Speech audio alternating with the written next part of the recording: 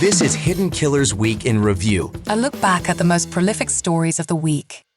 This is the Hidden Killers podcast with Tony Brueski. Featuring author, psychologist, and daily contributor, Shavaun Scott. The murder of Maddie Soto, 13-year-old little girl whose life ended tragically right after her birthday party. At this point in our recording in the day, 3:15, no charges have been brought against anyone for the murder of Maddie Soto, but there have been 60 criminal abuse charges against Stefan Stearns, the mom of Maddie's boyfriend, who allegedly lived with them for many, many years in that very small apartment where they all shared the same bedroom. 8 counts of sexual battery on a child under the age of 12, 5 counts of sexual battery with a child 12 to 18, 7 counts of lewd and lascivious molestation, and 40 counts of unlawful possession of materials depicting sexual performance by a child, 10 or more images. It's just gross and disturbing all around. Another aspect of this case that's been gross and disturbing all around has been Mom and her interviews. Is there something really off with her? Is she just someone who doesn't show a lot of emotions? Or is she complicit? Is she aware of what may have been going on? Joining us to discuss, Shavaun Scott, psychotherapist and author. Shavaun, we've had another week to kind of absorb these pieces of material, and we're going to play some of them back here in just a little bit.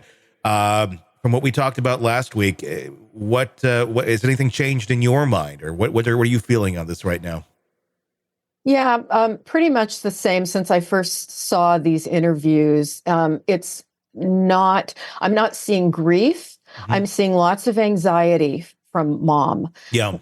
She looks like she's trembling in the interviews, but what's going on with that when you see some of the footage is her leg is jittery. Yeah. She's shaking her leg, mm-hmm. which is one of the things that I've often seen people do when they're not being truthful. And of course, we don't know because in every case, people are different. Sure. But I've seen a lot of people do the jittery leg thing when they're not being honest. And so, that struck me as odd. And then also the fact that, we don't really see anything that looks like, she's terribly grieving mm-hmm. what could be happening to my daughter here. It feels off. Yeah. It doesn't seem quite right. It is very bizarre. Let's take a look at the interview that was conducted by Channel 9. This is the one where she does have the leg shaking. The other interview that's conducted with Fox 35, she's not so jittery in it, but we'll start with this one. This is her talking about the camera, which I still have a lot of questions about, considering no footage existed that she talks about here, but she sure seems to believe it does. Let's take a listen and a watch. She was spotted walking by the church, by the middle school, on the cameras. They saw her hang out in the parking lot for a little bit and then get up and leave. They didn't see a vehicle or anything else. They just saw her walk away around 9 a.m. heading towards the school, but she never made it. What has the school said? Have you been in contact with the school? Yes, that they're doing everything they can. They've given me all their resources. The principals called me. They've looked at their cameras. I don't think they've caught anything on the cameras that's too far away from the sidewalk. Everything is too grainy, so they can't see specific faces. But they've looked. I'm just waiting to hear anything else from them. One of the things I've picked up on this has been the way she caps most of her statements. It's with I'm really intensely going to tell you this, look down, and then, yeah. It's almost mm-hmm. Do you believe me? Or do I need to say more? Mm-hmm. Yeah, it does have the sense of what is the story here that I'm supposed to stick to. Mm-hmm. Very much so. Let's continue on here. With more of that conversation. This is where she's talking about, in my heart, I feel like somebody took her, which is, again, it's interesting. Nobody knew at this moment in time where she was. Mm-hmm. Well, somebody did. But allegedly not her. Let's watch this. We spoke about her birthday party. She had a birthday party on Sunday. She had a great time. I couldn't make it because I was working, but she had an amazing time. She was so happy with all her gifts. I told her good night, and yeah, that was it. I was the one who took her to school in the morning. That was my partner. But yeah. 13?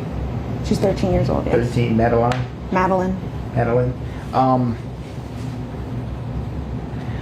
What are you thinking right now?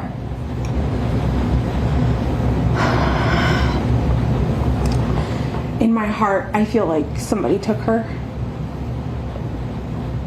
This isn't like her to just pick up and run away,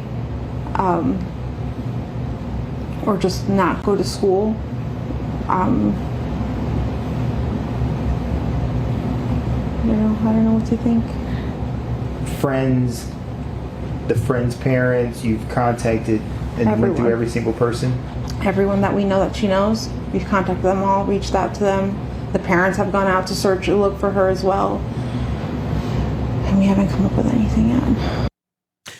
I'd be curious if that actually happened, considering mom and dad, or whoever he is, Stefan, never got boots on the ground themselves. They never went out and started looking. They were sitting by the phone because it's 1998 and they only have a landline.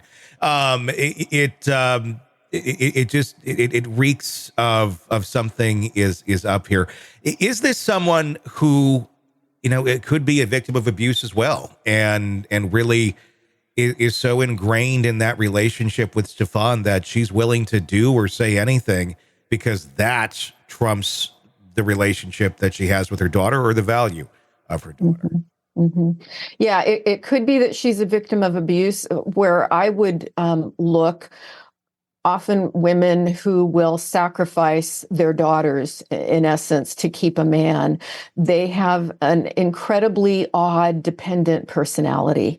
And they've become so enmeshed with this man, and they're so invested in taking care of his needs that they will do or allow these horrendous things to happen with their kids.